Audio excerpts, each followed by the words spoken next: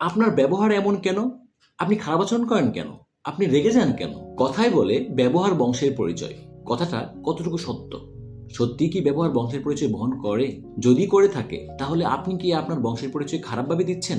আপনার ব্যবহারের জন্য আপনার বাবা মার এমনকি আপনার পূর্বপুরুষদের সম্মানহানি হচ্ছে। এই ব্যবহারের কারণে আমরা খারাপ হই, আমাদের বাবা মা সহ আমাদের পূর্বপুরুষদের সম্মানহানি হয়, এমনকি আমাদের প্রফেশনাল লাইফেরও ক্ষতি হয়। আমাদের সফলতা, ধ্বংস, জয় পরাজয় সকল কিছুই এই ব্যবহারের উপর নির্ভরশীল। আমাদের ব্যবহারের বা আচরণের পেছনের বিজ্ঞান জানলে আপনি নিজেই চমকে যাবেন। চলুন আজকে বুঝি মানুষ কেন এমন বিহেভ করে। Why people behave like this. Behave বা ব্যবহার ব্যাপারটা আমার কাছে ছোটকাল থেকে খুব ইন্টারেস্টিং একটা বিষয়, তাই অনেক ঘাটাঘাটি করে একটি চমৎকার বই পেয়েছি। বইটির নামই হলো বিহেভ। বইটি লিখেছেন রবার্ট স্যাপলস্কি। আমি যখন বইটা পড়া শুরু করি ভেবেছিলাম boring biology, but bro, this book literally cracked my brain. It's just a revolutionary book. এই বিহেভ বইটাতে রবার্ট স্যাপলস্কি অত্যন্ত চমৎকারভাবে শুধু সায়েন্স নয়, নিউরোসায়েন্স, সাইকোলজি, ইভেন অ্যানথ্রোপোলজি দিয়ে ব্যাখ্যা করেছেন মানুষ কেন এমন বিহেভ করে। Why people behave like this. আপনি যদি নিজের বিহেভিয়ার, মানুষের বিহেভিয়ার আর এমনকি সমাজের বিহেভিয়ার বুঝতে চান তাহলে এই বইটি আপনার অবশ্যই পড়া উচিত।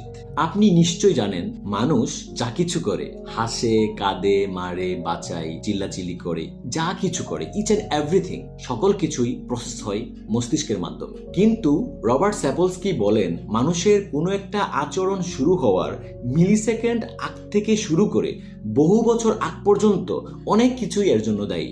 বিহেভ বইটিতে রবার্ট স্যাপলস্কি মোটা দাগে 5টি আচরণের কথা বিশ্লেষণ করেন। নাম্বার 1, 1 সেকেন্ড আগে কি ঘটেছিল। আমাদের ব্রেইনের একটা অংশ আছে যা আমাদের আবেগ, আনন্দ, ভয়ভীতি ডিটেক্ট করে, যাকে বলে অ্যামিগডালা। এই অ্যামিগডালাতে যখন একটা সিগন্যাল আছে তখনই আপনি ভয় পান, আনন্দ পান বা খুশি হন। নাম্বার 2, ঘন্টা কয়েক আগে কি খেয়েছিলেন। নাম্বার 3, শৈশবে কি শিখেছেন, হাম্বলনেস নাকি এগ্রেসিভনেস। নাম্বার 4, আপনার ডিএনএ কি বলছে। আপনার আচরণ জেনেটিক, হরমোনাল অনেক কিছুর সংমিশ্রণ হতে পারে। নাম্বার 5, আপনার ইভ্যালুয়েশনারি হিস্ট্রি কি বলছে, অর্থাৎ আপনার পূর্বপুরুষদের হিস্ট্রি কি বলছে। ভালো মন্দ আচরণ কিভাবে গড়ে ওঠে। আমরা ভাবি ভালো মানুষ মানেই হচ্ছে যার ভিতরে নৈতিকতা আছে বা সদয় আছে, কিন্তু স্যাপলস্কি বলছেন ভালো আচরণও কনটেক্সট এবং কেমিক্যাল রিঅ্যাকশনের ফলাফল, যা বহু বছর আগের হিস্ট্রি বিলং করে।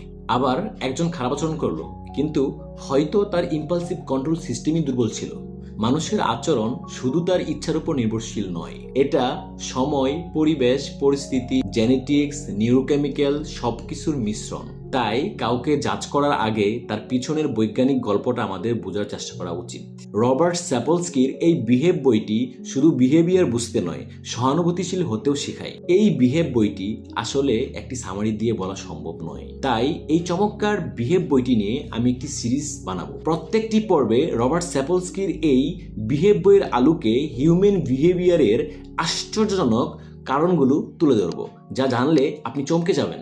যদি এই ভিডিওটি ভালো লাগে তাহলে এখনই ফলো দিয়ে রাখুন, কারণ এই সিরিজে আপনি নিজেকে এমনভাবে চিনবেন যা আপনি আগে কখনো ভাবেননি। যদি আপনার কাছে ভিডিওটি ন্যূনতম ভ্যালুয়েবল মনে হয় তাহলে ভিডিওটি শেয়ার করার রিকোয়েস্ট থাকবে, যাতে করে অন্যেও এই চমৎকার বিহেভ বইটি সম্পর্কে জানতে পারে। ধন্যবাদ। আসসালামু আলাইকুম।